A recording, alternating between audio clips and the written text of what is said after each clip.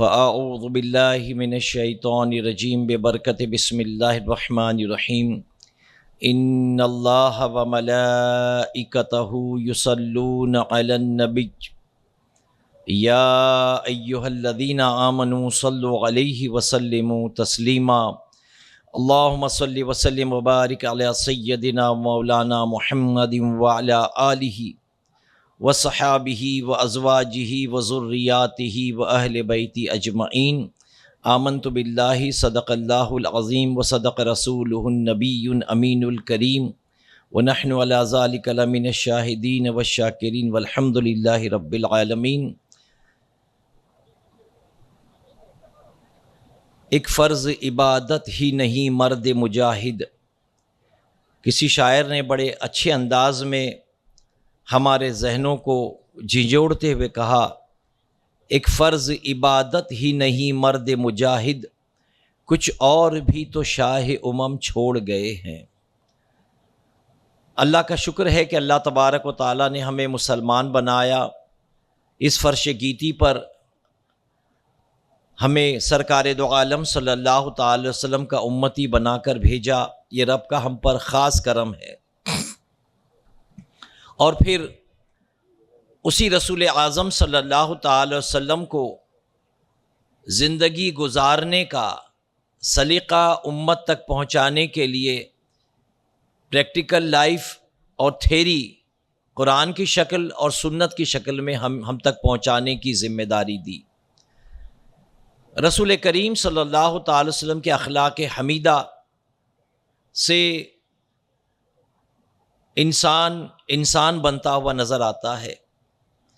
قرآن مجید فرقان الحمید اللہ تبارک و تعالیٰ کا کلام ہے، جو دراصل انسان کو زندگی گزارنے کا سلیقہ سکھاتا ہے اور اسے قانون عطا فرماتا ہے کہ زندگی کے شب و روز یا زندگی کے ایام کس طریقے سے گزارا جائیں۔ بحمدِ تعالیٰ اس میں مردوں کے لیے بھی بہت سے قوانین مرتب کیے گئے ہیں اور عورتوں کے لیے بھی بہت سے قوانین اللہ تبارک و تعالیٰ نے مرتب فرمائے ہیں۔ آج کا اجتماع بالخصوص خواتین اسلام کے لیے ہے، اسی لیے اس اسٹیج سے آج کے دن جو کچھ پیغام پہنچے گا، یہ پیغام ہماری ماؤں بہنوں کے لیے، ہماری خواتین اسلام کے لیے ہوگا۔ کل انشاءاللہ جو کچھ پیغامات اسٹیج سے دیے جائیں گے وہ مرد حضرات کے لیے ہوں گے۔ تو میرا عنوان جو میں نے منتخب کیا ہے، یہ طلاق کا مسئلہ ہے۔ لکھنے والے لکھتے ہیں کہ دنیا میں سب سے پہلی طلاق کس نے دی ہے؟ تو تاریخ کے اوراق کو جب پلٹا جاتا ہے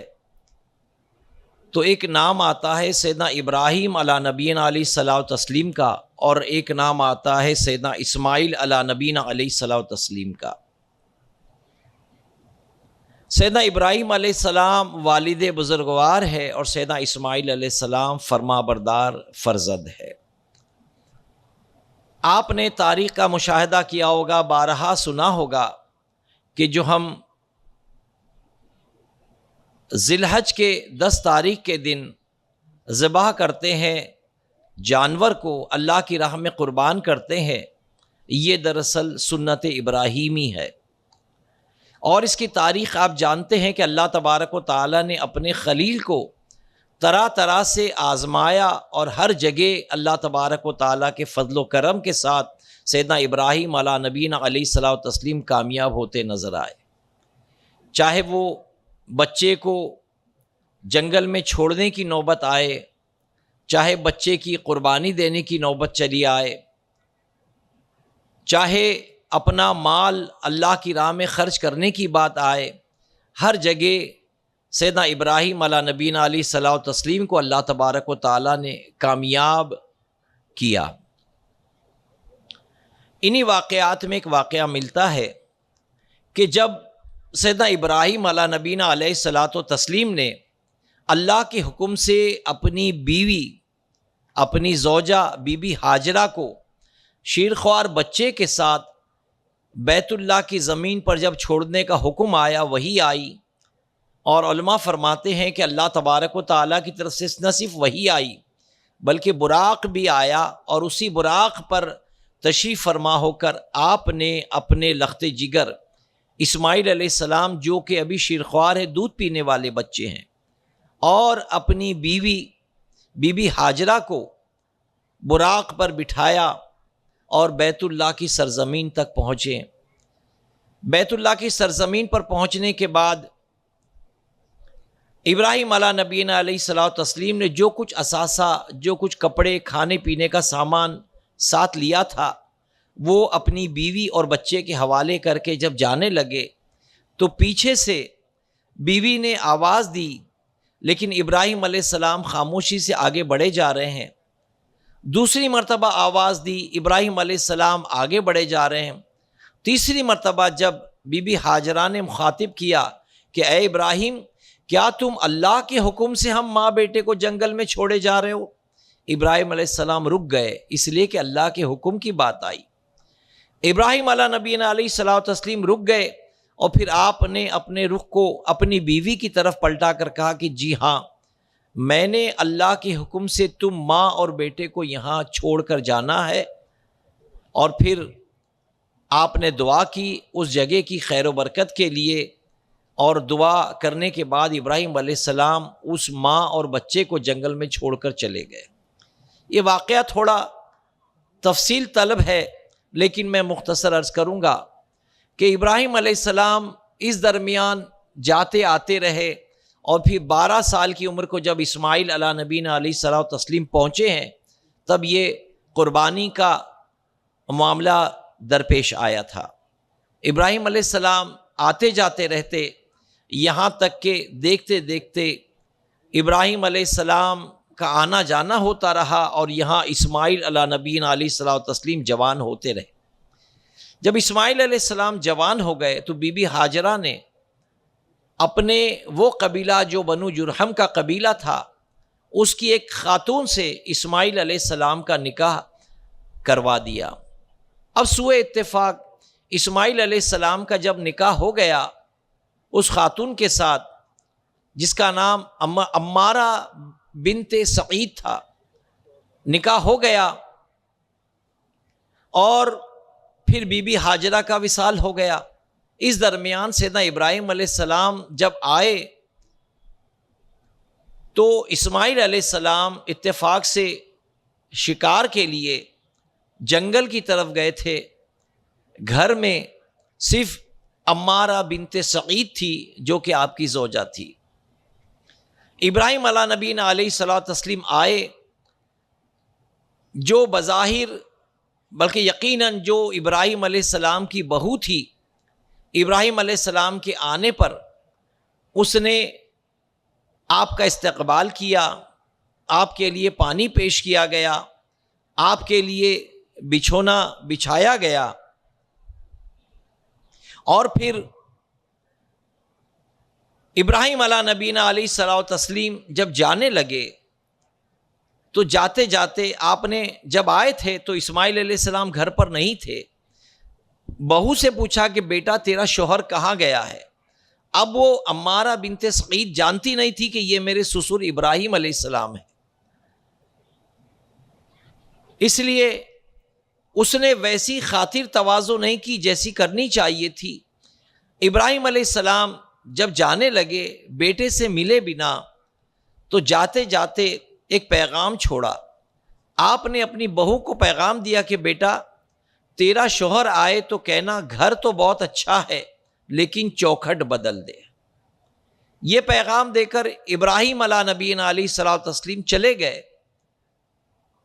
اب کچھ دن گزرنے کے بعد سیدنا اسماعیل علیہ السلام شکار سے پلٹے ہیں تو آپ کو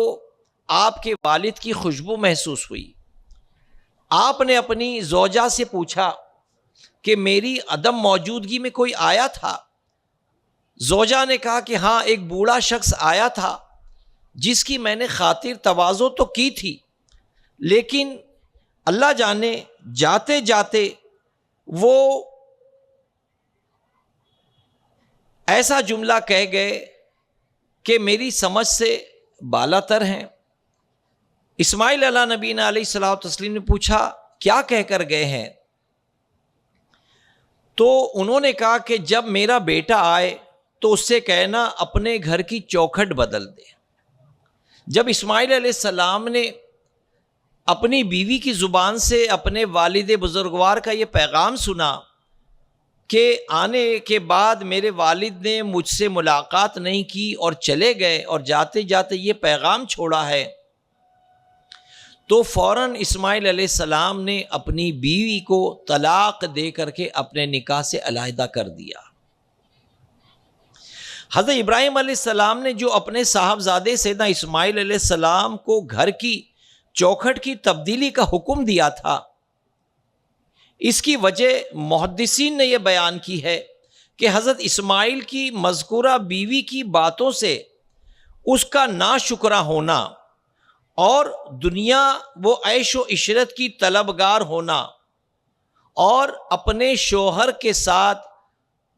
با وفا نہ ہوتے ہوئے بے وفا ہونا ثابت تھا، جس کی بنیاد پر سیدنا ابراہیم علیہ السلام نے اس کو محسوس کیا اور اپنے بیٹے کو یہ پیغام دیا کہ میرا بیٹا جب آئے تو اس سے کہنا گھر تو اچھا ہے لیکن چوکھٹ بدل دے، اور فرما بردار بیٹے نے فوراً اپنے والد بزرگوار کے پیغام کو سنا تو فوراً اپنی بیوی کو طلاق دے کر کے اپنی نکاح سے علیحدہ کر لیا۔ اب اس سے یہ بات ثابت ہوتی ہے کہ اگر بیوی دنیا کی طلبدار ہے، دنیا کی طلبگار ہے، عیش و عشرت چاہتی ہے اور شوہر کی مطیع اور فرما بردار نہ ہو، تو پھر اسے طلاق دے کر کے علیحدہ کر لینا یہ نسلوں کی حفاظت کی خاطر بھی کیا جا سکتا ہے۔ جیسے فقہائے کرام فرماتے ہیں کہ آج کل ہمارے معاشرے میں یہ چلا ہے کہ اگر سالن میں نمک زیادہ ہو گیا، روٹی جل گئی ہے، بیوی بغیر بولے میکے چلی گئی ہے، تو ان وجوہات کی بنیاد پر کبھی کبھی مرد اشتعال میں آ جاتا ہے، غصے میں آ جاتا ہے اور اپنی بیوی کو طلاق دے کر کے اپنے نکاح سے جدا کر دیتا ہے۔ طلاق اللہ تبارک و تعالیٰ کے نزدیک ناپسندیدہ جائز عمل ہے، ناپسندیدہ جائز عمل ہے لیکن ناپسندیدہ ہے۔ بعض روایت میں فرمایا گیا کہ جب کوئی بندہ اپنی بیوی کو طلاق دیتا ہے تو اللہ تبارک و تعالیٰ کا عرش ہل جاتا ہے۔ تو طلاق جائز تو ہے لیکن اللہ تبارک و تعالیٰ کے نزدیک ناپسندیدہ ہے۔ تو معاشرے میں یہ دیکھا جاتا ہے کہ بہت سے مرد حضرات اپنی بیوی کو اس لیے طلاق دیتے ہیں کہ یہ کھانے میں کبھی نمک زیادہ ہو گیا، کبھی روٹی جلا دیتی ہے، کبھی میں منع کرتا ہوں اپنے بھائی سے ملنے چلی جاتی ہے، میرے لاکھ منع کرنے کے باوجود اپنے ماں باپ سے ملنے چلی جاتی ہے۔ اس کو بنیاد بنا کر کبھی کبھی شوہر اپنی بیوی کو طلاق دے دیتا ہے۔ لیکن علماء فرماتے ہیں کہ اگر کوئی مرد اپنی بیوی کو نماز کی تاکید کرے، ایک بار، دو بار، 10 بار، چند بار اگر تاکید کرے اور اس کے باوجود وہ نماز نہ پڑھے، تو یہاں فقہائے کرام فرماتے ہیں کہ مرد کا اپنی بیوی کو طلاق دے دینا مستحب عمل ہے، مستحب عمل ہے۔ جب شوہر اپنی بیوی کو نماز کی تاکید کرے اور بیوی نماز نہ پڑھے تو اس حال میں طلاق دے دینا یہ مستحب عمل ہے۔ اب اگر ہم معاشرے پر نگاہ ڈالتے ہیں تو سالن میں نمک زیادہ ہو جانا اور میکے چلے جانا، بھائی سے ملنے چلے جانا، ان واقعات کو بنیاد بنا کر طلاقیں تو بہت ہوتی ہے، لیکن کہیں اس واقعے سے کہیں سند نہیں ملتی کہ کسی مرد نے اپنی بیوی کو اس لیے طلاق دیا کہ لاکھ مرتبہ بیوی کو نماز کی تاکید کی گئی، اس کے باوجود اس نے نماز نہیں پڑھی، اس لیے شوہر نے طلاق دے دی۔ تو طلاق دراصل اللہ تبارک و تعالیٰ کے نزدیک ناپسندیدہ جائز عمل ہے، لیکن اس کی بنیاد کیا بنتی ہے؟ میری قوم کی معزز خواتین، میری بچیوں، اللہ تبارک و تعالیٰ نے آپ کو اس امت میں پیدا کیا جو امت فخر امت کہلاتی ہے، جس امت کو یہ اعزاز حاصل ہے کہ اللہ تبارک و تعالیٰ نے اس امت کو پچھلی تمام امتوں پر فضیلتوں سے نوازا ہے۔ تو ہماری خواتین کو جب اللہ تبارک و تعالیٰ نے اس مقام سے، مردوں کو اس مقام سے اللہ تبارک و تعالیٰ نے نوازا ہے، تو ہمیں اپنے مقام کو سمجھتے ہوئے اس کے شعور کے مطابق زندگی گزارنی چاہیے۔ بے جا شوہر پر بوجھ ڈالنا، جیسا کہ آج کل معاشرے میں دیکھا جاتا ہے، آج ہماری بچیوں کا یہ مزاج بنا ہے کہ خاندان کی ایک شادی میں جو کپڑے بن گئے 6,000 8,000 10,000 کے بن گئے تھے، اب اتفاق سے 6 مہینے بعد 8 مہینے بعد سال بھر بعد کسی خاندان میں دوسری شادی ہے تو ہماری بچیاں وہ ڈریس نہیں پہنتی جو کہ اس نے پچھلی شادی میں پہنا تھا۔ اب چونکہ پچھلی شادی میں پہنا تھا تو اب اس کا بار شوہر کی جیب پر ہی پڑنا ہے، شوہر ہی ذمہ دار ہے۔ اب شوہر ہر سال 8-8 10 ہزار روپے کا ایک ایک ڈریس بیوی کے خواہش کے مطابق لا کر دے، اگر اللہ نے اس کے رزق کو وسیع کیا تو وہ خرچ کر سکتا ہے، لیکن بیجا بیوی شوہر پر حکم چلائے اور ناراضگی کا اظہار کرے اور کہے مجھے کپڑا چاہیے ہی چاہیے، اب شوہر بیچارہ حلال اور حرام طریقے سے کہاں سے پیسے بٹورنے کی کوشش کرے اور بیوی کی خواہش کو پوری کرنے کی کوشش کرے، اس سے بیوی بھی گنہگار ہوگی اور شوہر بھی خود گنہگار ہوگا۔ تو ہماری خواتین کو چاہیے کہ اپنے شوہر کے لیے ایثار کا جذبہ رکھے، شوہر کے لیے اپنے دل میں ہمدردی کا جذبہ رکھے اور دیکھیں کہ میرا شوہر کس حد تک میرے لیے قربانیاں دیتا ہے، اس کی قربانیوں کو ذہن میں رکھتے ہوئے زندگی گزارنے کی کوشش کریں، بیجا خواہشات شوہر کے سامنے نہ رکھیں۔ آج کل کے حالات بڑے سخت سے سخت ہیں، بد سے بدتر ہوتے چلے جا رہے ہیں۔ روزانہ رات کو گھر سے نکل کر کسی ہوٹل پر کھانا کھانا، کہیں آؤٹنگ کرنا، مہینوں 2 مہینوں میں کسی اور شہر کی سیر کو جانا، یہ ایک بار ہوتا ہے جو بیوی اپنے شوہر پر جبرن ڈالتی ہے، جس کی وجہ سے شوہر کو دقتوں کا سامنا کرنا پڑتا ہے۔ اسی لیے ہمیشہ چاہیے خواتین اسلام کو کہ اپنے شوہر کے حقوق کا احترام کرتے ہوئے، اس کے جیب کا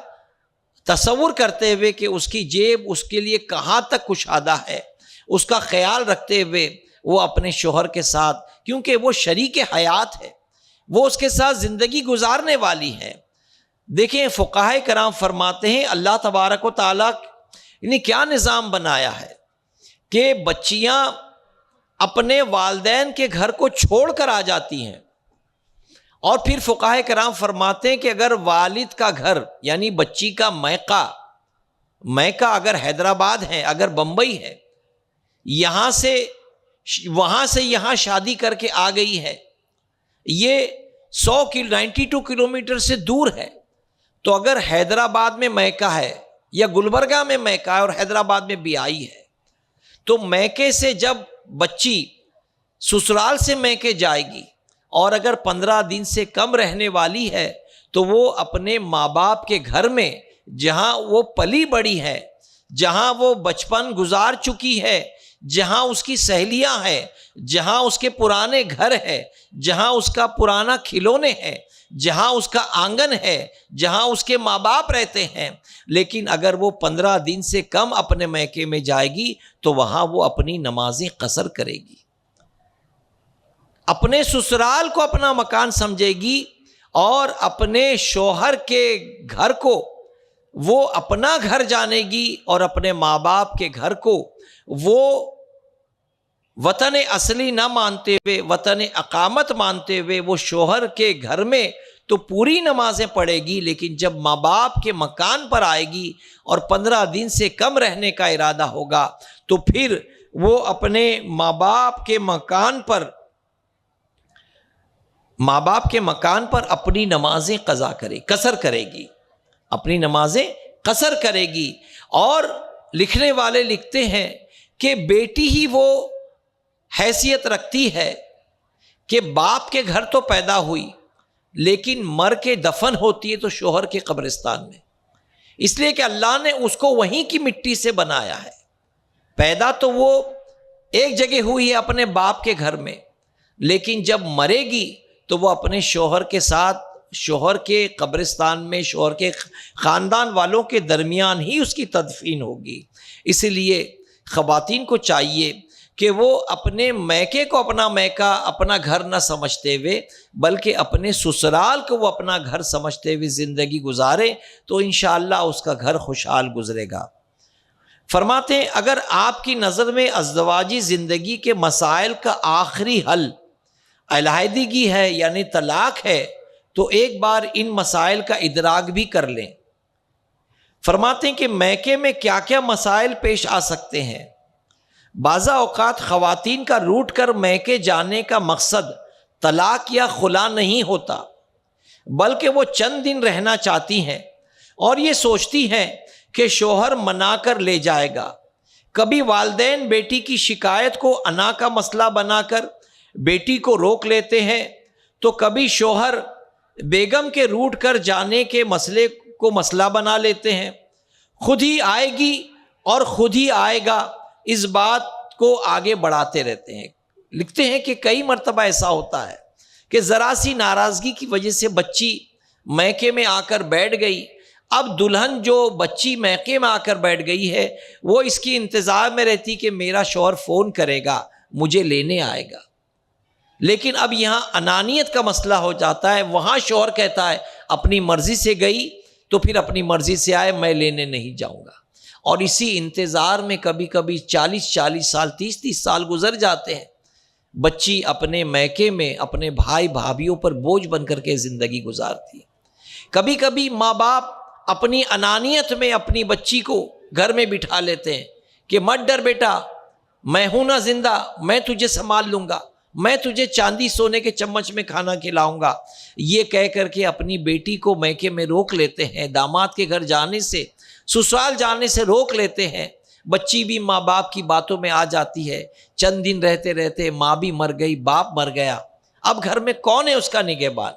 بھائی ہے، اپنی بیوی میں وہ مست ہے، اپنی زندگی میں وہ مست ہے۔ پھر اس خاتون کی حقیقت، اس خاتون کا رویہ گھر میں ایسا ہو جاتا ہے جیسے ایک محنتی خاتون، ایک کام والی خاتون کی شکل میں ایک زندگی گزارنے والی، بغیر تنخواہ لیے ایک مزدور، بغیر تنخواہ لیے ایک کام والی کی شکل میں اپنے بھائیوں کے گھر اس کو زندگی گزارنی پڑے۔ اسی لیے احتیاط یہ کریں کہ انانیت کا مسئلہ نہ ہونے دیں۔ ذرا سی اگر کچھ ناراضگی ہے تو شوہر تو آپ کا شریک حیات ہے، شریک سفر ہے، زندگی اسی کے ساتھ گزارنی ہے، تو سیٹلمنٹ کرنا ہے تو شوہر کے ساتھ ہی کیا جائے۔ اپنے خاندان والے ذرا سی ناراضگی پر اگر بٹھانے کی بات کریں تو کبھی اکیلے میں غور کر لیں کہ واقعی اگر میں اپنے میکے میں بیٹھ گئی تو میرا بھائی میرا کتنا ساتھ دے گا، میرا باپ میرا کتنا ساتھ دے گا، میری ماں کتنا میرا ساتھ دے گی۔ اور اس کے بعد ایک ایک کر کے اگر یہ چراغ بجھ گیا، ماں مر گئی، باپ مر گیا، بھائی اپنی زندگی میں مشغول ہو گیا، تو اب بچی کے لیے سوائے سسک کر زندگی گزارنے کے کوئی آسرا نہیں ہوتا۔ اس لیے عقل مند خاتون کو چاہیے کہ اپنے گھر کو بگڑنے سے پہلے، طلاق ہونے سے پہلے، وہ ٹھنڈے دماغ سے اپنے لوگوں سے، ایسے لوگوں سے مشورہ کرے، ایسے مشیر سے مشورہ کرے کہ جو اس کے حق میں بہتر فیصلہ کرنے والے ہوں۔ ایسا نہ ہو کہ جذبات میں بہہ کر کے تم ان کی باتوں میں آ جاؤ۔ دیکھیں بعض مرتبہ بچیاں اگر میکے میں آ کر بیٹھ گئی، گھر میں دولت کی ریل پیل ہے، ماں باپ سونے چاندی کے چمچ میں کھانا کھلائیں گے، سونے چاندی کے بستر پر لٹائیں گے، سلائیں گے، ریشمی چادر اڑا کر، ریشمی تکیہ لگا کر تجھے سلائیں گے، لیکن صرف زندگی شادی کے بعد کھانے پینے اور سونے سے محدود نہیں ہے۔ ازدواجی تعلقات بھی ہیں، شوہر کے حقوق بھی ہیں۔ جس طرح انسان کے لیے کھانا لازم ہے، پانی لازم ہے، ہوا لازم ہے، اسی طرح بالغ ہونے کے بعد اس کی خواہشات بھی لازم ہیں۔ تو ماں باپ تو سونے چاندی کے چمچ میں کھلا دیں گے، لیکن جو جسمانی خواہشات ہیں وہ شوہر کے علاوہ کون بجھا سکتا ہے؟ اس لیے شوہر کیسا بھی ہو، شوہر کی خدمت گزاری کو اپنے ذہن میں رکھیں۔ جب بچی دلہن بن کر کے روانہ ہو تو اس کے کان میں یہی بات کہی جائے کہ بیٹا، اور ہم نے اپنے بزرگوں سے سنا ہے کہ پہلے بیٹی جب روانہ ہوتی تھی تو گھر والے روانہ کرتے کرتے بچی کے کان میں بولتے تھے، روتے روتے بدائی کرتے تھے، اور بیٹی سے کہتے تھے بیٹا کھڑے کھڑے جا رہی ہے، آڑی ہو کر نکلنا، کھڑے ہو کر جا رہی ہے، آڑی ہو کر کے نکلنا، یہ تاکید کی جاتی تھی۔ آج فون کر کے ماں پوچھتی ہے بیٹا تو نے کیا کھائی؟ اگر بیٹی کہہ دیتی ہے 3 بج گئے میں نے ابھی دوپہر کا کھانا نہیں کھایا، تو ماں فوراً کہتی تو میرے گھر آ جا، میرے گھر آ جا، واپس تو گھر آ جا، میں دیکھ لوں گی۔ تو یہ محبت نہیں، یہ بلکہ عداوت ہے، یہ دشمنی ہے۔ بیٹی کو فون پر سمجھایا جائے کہ بیٹا تیرا گھر ہے، تو نبھا کر چل۔ اگر شوہر نے یا شوہر کے گھر والوں نے تجھ سے کوئی ظلم کیا ہے تجھ پر تو کچھ دن سہ لے، اللہ نے چاہا تو اگلے دن تیرے لیے بڑے خوش آئین ہوں گے۔ لیکن بیٹی کی تربیت ہم اس انداز میں کرنے لگ گئے ہیں کہ فون کر کے باپ بیٹی سے کہتا ہے کہ بیٹا ذرا بھی تکلیف ہو تیرے باپ کا گھر کھلا ہے، تو آ جانا۔ یہ دراصل بیٹی سے محبت نہیں ہے، یہ بیٹی سے دشمنی ہے۔ بلکہ باپ کو چاہیے، ماں کو چاہیے کہ ہمہ وقت بیٹی کو فون کریں تو یہ تاکید کریں بیٹا تیرا گھر وہی ہے، وہی نبھانا ہے، وہی نبھا کر کے رہنا ہے، اور ہم نے تجھے تاکید کی ہے، تو کھڑے کھڑے گئی ہے اور تجھے اس گھر سے آڑی ہو کر کے نکلنا ہے۔ یہ جب تاکید اگر آپ نے بچی کے کان میں وقتاً فوقتاً کی ہے تو انشاءاللہ اس بچی کا گھر خوشحال گزرے گا۔ اگر جہاں تم نے اس کو اپنا کاندھا پیش کیا کہ میری بچی آ جا، میرا کاندھا ہے، تو میرے کاندھے پہ سر رکھ کے رو لے اور میں تجھے پناہ دے دوں گا، تو یہ دراصل پناہ نہیں ہے، یہ اپنی بیٹی کے ہنستے کھیلتے گھر کو برباد کرنے کی ضمانت ہو جاتی ہے۔ ہماری مائیں بہنیں اس بات کو غور کریں، آج کل موبائل کا دور ہے، کئی گھروں میں طلاقیں اس بنیاد پر ہو رہی ہے کہ ماں نے بیٹی کو ودا تو کر دیا، بچی اپنے سسرال میں ہے، لیکن صبح فون کر رہی ہے تو نے رات کو کیا کھائی تھی، تیرے شوہر نے رات کو تیرے ساتھ کیا باتیں کی، تیری ساس نے صبح اٹھ کے تیرے ساتھ کیا کیا، تیری ننند اکڑ کر رہتی ہے یا محبت سے رہتی ہے، اس کو کریدتی رہتی ہے۔ ارے بچی کو اپنے گھر میں سیٹ ہونے دو، اس کو اپنے گھر میں اطمینان سے چند ایام گزارنے دو تاکہ وہ سمجھ جائیں کہ یہ میرا گھر ہے، میں نے کھلونے چھوڑے ہیں، میں نے ماں باپ چھوڑا ہے، میں نے اپنا آنگن چھوڑا ہے، میں سب کچھ قربان کر کے جب اس گھر میں آئی ہوں تو اس گھر میں مجھ کو سیٹ ہونے دیجیے۔ لیکن دوسرے تیسرے دن سے ہی ماں کے فون آنے شروع ہو جاتے ہیں کہ تو کیا کھا رہی ہے، تو کیا پہن رہی ہے، میں نے وہ زیور دی تھی کباڑ میں رکھی کہ نہیں رکھی، تیری ساس کے حوالے کی تو نہیں، تیری ننند کو تو نہیں دے دی۔ یہ چھوٹی چھوٹی چیزیں، ان چھوٹی چھوٹی چیزوں کے خاطر ہم اپنی بچیوں کے گھر کو جہنم بنا دیتے ہیں۔ اور پھر اللہ تعالیٰ فضل فرما، اللہ کرم فرمائے، طلاق ہو جاتی ہے تو بیٹی گھر آ کر بیٹھ جاتی ہے تو رونے کا مقام ہوتا ہے کہ ہائے میری بیٹی میرے گھر آ کر بیٹھ گئی، لیکن اس کے بعد ترائیے کہ میرا وہ سونے کا سیٹ دے دو، میرا وہ پلنگ دے دو، میرے وہ کپڑے دے دو، وہ جو میں نے اہر چڑھایا وہ سب لوٹا دو، شادی کا خرچہ دے دو۔ ارے یہ سب ضمنی چیزیں ہیں، تمہاری بیٹی کے ماتھے پر بٹا لگ گیا، نکاح ہو گیا، اب وہ تمہارے گھر میں طلاق کے بعد آ کر بیٹھ گئی۔ کئی بچیاں ایسی بیٹھی ہے، کنواری بیٹھی ہے کہ جن کے رشتے نہیں مل رہے ہیں۔ جب کنواریوں کو رشتے نہیں مل رہے ہیں تو تمہاری بیٹی کو جب بٹا لگ گیا کہ یا تو ایک بچہ لے کر بیٹھ گئی ہے یا شوہر کے گھر میں 4-6 مہینہ گزار کر آ کر بیٹھ گئی ہے، اب اس کا ہاتھ کون تھامے گا، کون اس سے نکاح کرے گا؟ دیکھتے دیکھتے اس کے بالوں میں چاندی چڑھنے لگتی ہے، بچیاں غم کے مارے نڈھال ہو جاتی ہیں، ابھی اس کے ہنسنے کھیلنے کے دن ہوتے ہیں، لیکن شوہر اور سسرال کا غم لے کر جب وہ میکے میں بیٹھتی ہے تو اپنی عمر سے زیادہ نظر آنے لگ جاتی ہے۔ اب اس کا ہاتھ کون تھامے گا؟ تو یہ ماں باپ کو چاہیے کہ اپنی بچیوں کو جب ودا کرے، اپنے گھر سے روانہ کرے تو دل پر پتھر رکھیں کہ اللہ نے جو امانت ہمارے پاس دی تھی، ہم نے 18 سال 22 سال 20 سال اس بچی کو امانت سمجھ کر پال لیا ہے، اب جس کی امانت تھی ایک ہال سجا کر شادی خانے میں ہم نے نکاح کی تقریب کے ساتھ جس کی امانت تھی ہماری بچیوں کو ہم نے اس کے حوالے کر دیا، اب بچیوں کا مقدر ہے وہ اپنے مقدر کو خود جگمگا سکتی ہے، بچیاں بھی اپنے مقدر کو خود روشن کر سکتی ہے، اپنے گھر کو خود جنت نشاں بنا سکتی ہے، لیکن اگر میکے سے فون آتا رہے گا تو پھر بچی اپنے گھر کو جنت نہیں بنا سکے گی۔ ایک واقعہ بڑا پیارا ملتا ہے، فرمایا گیا کہ ایک خاتون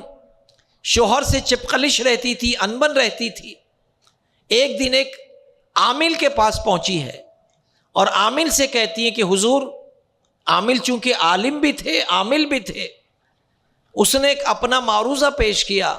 کہ میرا شوہر میری بات نہیں سنتا، ہمارے گھروں میں انبن چل رہی ہے۔ عالم تھا، عالم نے بھانپ لیا کہ بچی کم عقل ہے تو اس کے لیے ویسی ہی دوا تجویز کی جائے۔ بالآخر عامل نے کہا کہ بیٹا، میں تیرے اور شوہر کے درمیان محبت کے لیے ایک تعویذ بنا سکتا ہوں، لیکن مجھے شیر کی گردن کا بال چاہیے، اور وہ بال بھی کسی اور کا توڑا ہوا نہ ہوگا بلکہ تجھ سے توڑا ہوا ہوگا، اسی بال سے میں تعویذ بنا سکتا ہوں۔ وہ بچی نے کہا کہ یہ تو ناممکن ہے کہ شیر جیسا آدم خور، شیر جیسا خونخوار جانور سے اس کی گردن سے میں کیسے بال لا سکتی ہوں۔ عامل نے کہا کہ اب اگر تو بال کا انتظام کرے تو میں تعویذ کا انتظام کر سکتا ہوں۔ وہ خاتون پلٹ آئی اور اپنے مشورہ کرنے والی سہیلیوں سے مشورہ کیا تو کسی عقل مند سہیلی نے مشورہ دیا کہ سن، شیر جب تک بھوکا رہتا ہے تب تک وہ حملہ نہیں کرتا، تو ایسا کر، روزانہ 10-5 کلو گوشت لے کر جنگل میں جایا کر اور ایک شیر کے سامنے وہ گوشت رکھ کر کے ہٹ جا۔ اس کو ایک طریقہ بتا دیا، سجھاؤ بتا دیا۔ اب یہ خاتون نے 5-10 کلو گوشت خریدا، جنگل میں پہنچی اور کسی درخت کی آڑ میں چھپ کر کے ایک کونے میں جہاں شیر کا آنا جانا تھا وہاں گوشت رکھ دیا۔ شیر آیا، گوشت کھا کر مست ہو گیا، جا کر سو گیا۔ اب یہ روز کا معمول ہو گیا کہ یہ روزانہ گوشت خریدتی اور شیر کے آگے رکھتی، شیر گوشت کھا لیتا۔ شیر تو جانور ہے، اللہ نے جانور کو بھی کبھی کبھی عقل دی ہے۔ اب جانور شیر نے ایک دن سوچا کہ یہ کون ہے میرے لیے مشفق کہ میرے لیے بغیر شکار کے کھانے کا انتظام کر دیتا ہے۔ آہستہ آہستہ شیر نے دیکھا کہ خاتون دور کھڑی رہتی ہے اور اس کے لیے کھانے کا بندوبست کرتی ہے۔ اب شیر آہستہ آہستہ اس خاتون سے مانوس ہونے لگا۔ اب یہاں معاملہ یہ کہ اب وہ گوشت کے ساتھ قریب کھڑی رہتی، شیر آتا اور اسی کے سامنے گوشت کھا کر چلا جاتا۔ اس خاتون نے ایک دن جسارت کی، ہمت کی، گوشت کا لوتھڑا سامنے رکھنے کے بعد شیر کے سر پر محبت سے، شفقت سے ہاتھ پھیرا، اور ہاتھ پھیرتے پھیرتے اچانک ایک ہاتھ سے شیر کی گردن کا بال توڑ لیا۔ اب بال توڑ کر کے بڑی خوشی کے ساتھ وہ عامل کے پاس پہنچی اور عامل کے پاس وہ شیر کی گردن کا بال پیش کر کے عرض کرتی ہیں کہ حضور، میں نے شیر کی گردن کا بال خود اپنے ہاتھوں سے توڑا ہے، یہ لیجئے اور اس سے تعویذ بنا دیجئے۔ عامل نے اس خاتون سے کہا کہ یہ بال تو نے کیسے حاصل کیا؟ تو خاتون نے سارا واقعہ بیان کیا کہ پہلے میں نے گوشت کے لوتھڑے زمین پر رکھے، شیر آ کر کھاتا رہا، پھر کچھ دن تک میں چھپ کر دیکھتی رہی، وقت ملا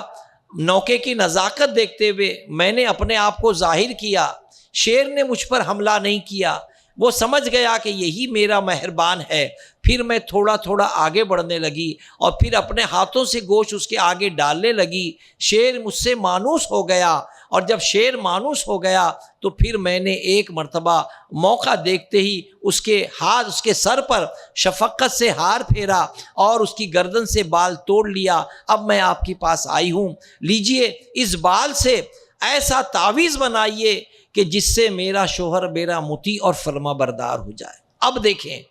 عامل نے مسکرا کر کہا کہ میری بچی, جو شیر جانور ہے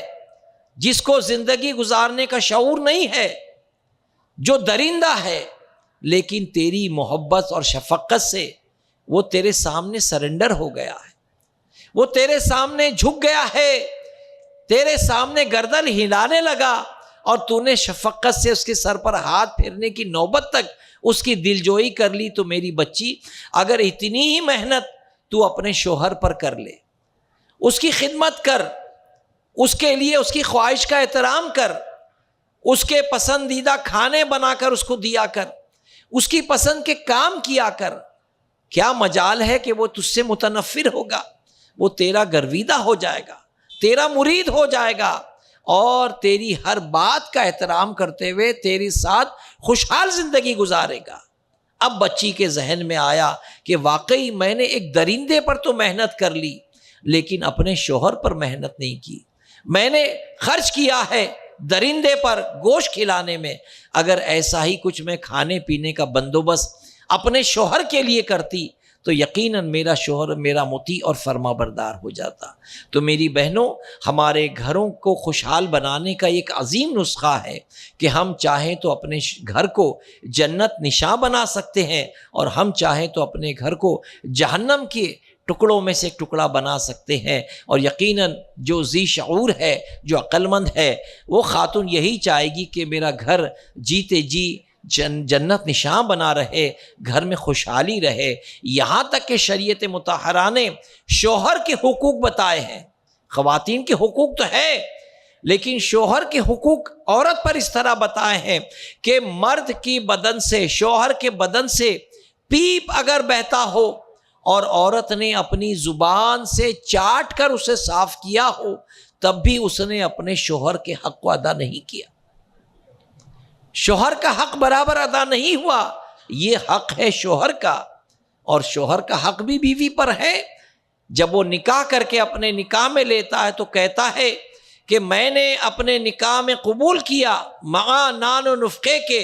کہ میں کپڑے کا بندوبست کروں گا, میں اس کے کھانے پینے کا بندوبست کروں گا, اور ان تمام احکام کے ساتھ اپنے نکاح میں قبول کرتا ہے. تو شوہر بھی اپنی بیوی کی ذمہ داری قبول کر کے اس کو اپنے نکاح میں لیتا ہے. اللہ تبارک و تعالیٰ کی بارگاہ میں دعا ہے, اللہ تبارک و تعالیٰ جن بچیوں کا نکاح ہوا ہے, اللہ ان کے گھروں کو جنت نشاں بنائے, ان کے گھروں کو خوشحال فرما دیں. اور جو بچیاں بغیر نکاح کے بیٹھی ہیں, اللہ غیب سے ان کے لیے خوشحال جوڑے عطا فرمائے. اور جن گھروں میں میاں بیوی میں نا اتفاقی ہے, پہلے وہ عقل سے کام لے, شوہر اپنی بیوی کی دلجوئی کرے, بیوی اپنے شوہر کی خدمت گزاری کرے. میں اللہ رب العزت کی بارگاہ میں دعا گو ہوں, اللہ تبارک و تعالی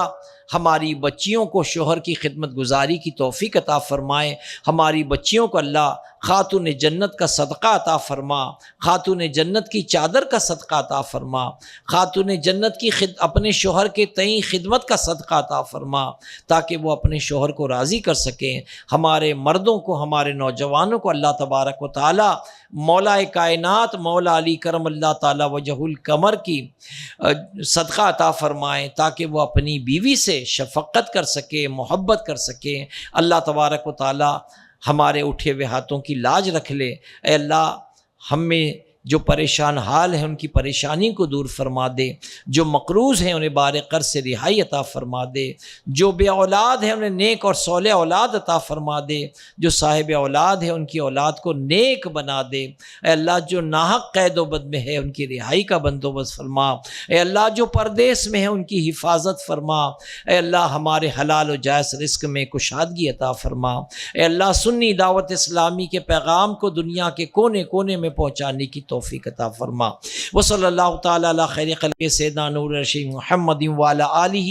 وصحابہ وازواجہ وذریاتہ واہل بیتہ اجمعین برحمتک یا ارحم الراحمین.